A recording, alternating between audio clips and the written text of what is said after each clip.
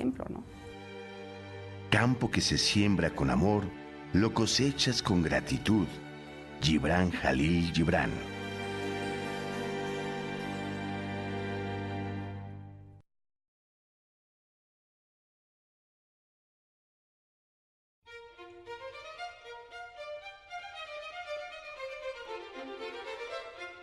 La educación sexual no debe considerarse como el aprendizaje de técnicas de placer, de la satisfacción sexual personal, ya que implica valores irrenunciables, con los cuales se modela no solo el comportamiento sexual humano, sino la personalidad entera.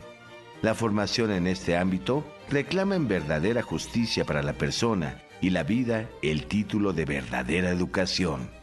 La educación tiene como finalidad justamente el generar hombres desarrollados, plenos, íntegros, es decir, cultos en el sentido más etimológico de la palabra, es decir, bien educados, bien cultivados.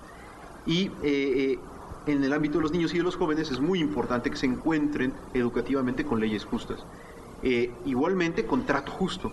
Por eso la manera tal vez más eficiente de combatir una cultura injusta, adversa a la vida, es que los propios niños y jóvenes desde el seno familiar aprendan a apreciar a la vida como un don y como un derecho que hay que proteger. Por eso está muy vinculado el tema de una auténtica cultura a favor de la vida con el tema de la no violencia intrafamiliar, con el tema del respeto auténtico a la dignidad de la mujer, con el tema de una educación basada auténticamente en el amor y respeto a todo ser humano independientemente de su eficiencia en materia de resultados, que siempre, en todos los casos, en el tuyo, en el mío y en el de cualquiera, es siempre limitada y nunca nadie llena un estándar perfecto de eficiencia funcional plena. El don de la vida acontece a través de la colaboración y cooperación del varón y la mujer a través del acto sexual. Y cuando el acto sexual no es comprendido integralmente, sino es ante todo presentado como un fenómeno puramente fisiológico, en donde el significado del placer se agota en el puro erotismo, es cuando parece ser que también se induce a una falta de aprecio al misterio de la vida, reduciendo a la sexualidad a una función puramente animal, instintiva o pulsional. En su encíclica Gaudium et Spes, Gozo y Esperanza, Juan Pablo II afirma que hay que formar a los jóvenes a tiempo y convenientemente sobre la dignidad, función y ejercicio del amor conyugal, y esto preferentemente en el seno de la misma familia. Así, educados en la estima de la castidad, podrán pasar a la edad conveniente de un honesto noviazgo al matrimonio. El orden, la generosidad, el respeto, la templanza, la castidad, el pudor, todas estas cosas tenemos que irlas educando en nuestros hijos y no querer educarlas tampoco en el momento de la adolescencia, sino tenemos que irlas formando desde que son pequeños, para que llegado el momento de la adolescencia, entonces ellos puedan vivirlas y puedan de veras practicarlas, ¿no? Los orientadores sexuales en el amor humano aseguran que la familia es el mejor ambiente para cumplir una gradual educación en la vida sexual. Efectivamente, y tenemos que recordar que la familia, el matrimonio, es el núcleo más íntimo de la sociedad. O sea, no es la sociedad primero y luego la familia o el matrimonio y la persona, sino que al revés. Primero es la persona, de esa unión surge el matrimonio, del fruto del matrimonio surgen los hijos, la familia, y de ahí surge la sociedad. Entonces el núcleo social más importante que tenemos en nuestro alrededor, en las distintas sociedades, es la familia como tal, que es una escuela de virtudes. Ahí es donde los hijos van a aprender el día de mañana a enfrentarse a la sociedad.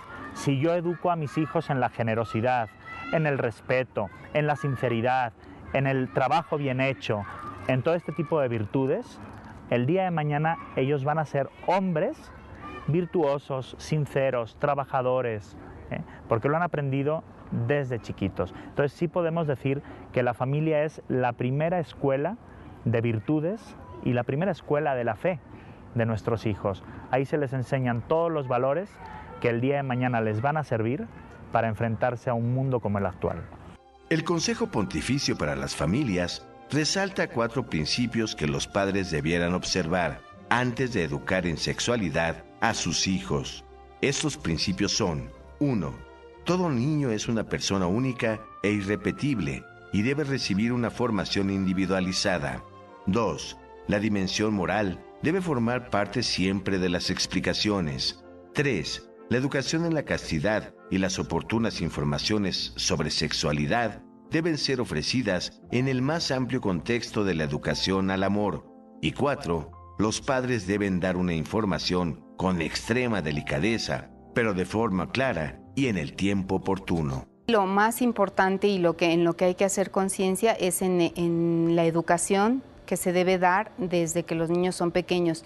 Y como digo, educar no es sentarte a dar una conferencia, a dar una plática, no. Educar es vivir tú como debes vivir tu sexualidad y transmitirlo de esa manera y sobre todo, bueno, amar, enseñar a amar y darle a tus hijos lo que ellos necesitan para que aprendan a hacer lo que deben ser, hombres íntegros o mujeres íntegras.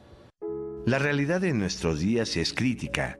Los jóvenes tienen relaciones sexuales a muy temprana edad y el resultado son los embarazos no planeados y la lamentable decisión del aborto, propiciada por las leyes que desconocen el valor de la vida y la dignidad humana. Con una buena educación, una educación basada en valores, esto sería distinto. De hecho, tenemos que partir de una idea, En primer lugar es la educación en el amor. Si yo puedo transmitir a mis hijos y hacerlos crecer en el amor auténtico, el amor siempre está abierto a la vida, ¿no? A veces queremos decirles, no hagas esto, haz lo otro, ¿no? Cuando realmente, si yo enseño a mi hijo lo que es el auténtico amor, si él en familia ve que la relación entre el esposo y la esposa, entre el papá y la mamá, es una relación estable, sana, donde hay amor, donde hay felicidad, todo eso da como consecuencia niños con una mente equilibrada. Yo, por ejemplo, con mis hijos pequeños, podemos hablar perfectamente bien del tema del aborto y ellos saben que es el asesinato de un ser humano, ¿no? Entonces tampoco tener miedo, hay que enseñarle a los hijos el valor de la vida, el respeto por la vida, la importancia que tiene la vida humana, y que hay que defenderla y respetarla y promoverla pues a como dé lugar. Los educadores en sexualidad aseguran que los contenidos deben impartirse progresivamente en función de cuáles sean las características específicas y las necesidades requeridas por cada uno de los educandos, de los niños o jóvenes a los que se debe formar en este sentido, a lo largo de los diferentes periodos evolutivos. Es preciso no olvidar que la educación sexual no debe estar orientada a la sola satisfacción del impulso humano, sino a la consecución de la felicidad de la persona. En el estudio Sexo y Cultura, desarrollado por el Dr. Aquilino Polaino, catedrático de la Universidad Complutense de Madrid, se señala que entre los principales objetivos que debe satisfacer cualquier programa de educación sexual es muy importante tomar en cuenta lo siguiente. 1. Suministrar una amplia información sobre esta materia desde una perspectiva interdisciplinar. De esta manera, se tomarán en cuenta aspectos biológicos, psicológicos, antropológicos y religiosos, entre otros. 2. Delimitar cuál es la finalidad, sentido y significado de la sexualidad humana en el marco de una antropología realista, esto es, tomar en cuenta las dimensiones generativa, afectiva, cognitiva y religiosa. 3. Informar acerca de las diferencias psicobiológicas entre el hombre y la mujer. 4. Explicar de forma proporcional y adecuada las relaciones sexuales según la edad y las circunstancias de los hijos en lo que se refiere a su ámbito natural, es decir, el matrimonio. 5. Contribuir a disminuir o extinguir temores y ansiedades que habitualmente surgen por miedo al desajuste o al fracaso sexual. 6. Fomentar el necesario espíritu crítico en el educando respecto de las estereotipias, sesgos, prejuicios y errores sexuales presentes en la actual sociedad en la que se pretende erotizar a la conducta humana en una triste genitalización de la vida amorosa. 7. Ofrecer la necesaria información preventiva respecto de las enfermedades de transmisión sexual y el SIDA. Y 8. Proporcionar un código ético congruente, así como los principios en que aquel se funda, de manera que cada educando, cada niño, cada joven pueda satisfacer, desarrollar y realizar en sí los valores morales que se alcanzan en la conducta sexual unitiva y procreativa en el ámbito de la conyugalidad.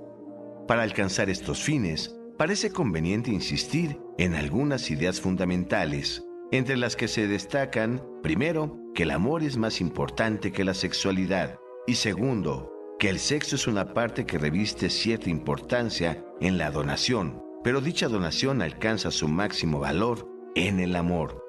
Para la gran mayoría, el amor lo es todo. Significa descubrir que la propia felicidad depende de que sea feliz la persona a la que se ama. Dicha felicidad se logra más fácilmente si nos preocupamos por educar y educarnos para el amor. Antes de concluir, recordemos otro fragmento de la encíclica Deus Caritas Est, Dios es amor, de su santidad Benedicto XVI. Nos dice el Papa: hoy se reprocha a veces al cristianismo del pasado haber sido adversario de la corporeidad. De hecho, siempre se ha dado tendencia de este tipo. Por el modo de exaltar el cuerpo que hoy constatamos resulta engañoso. El eros, degradado a puro sexo, se convierte en mercancía, en simple objeto que se puede comprar y vender. Más aún, el hombre mismo se transforma en mercancía.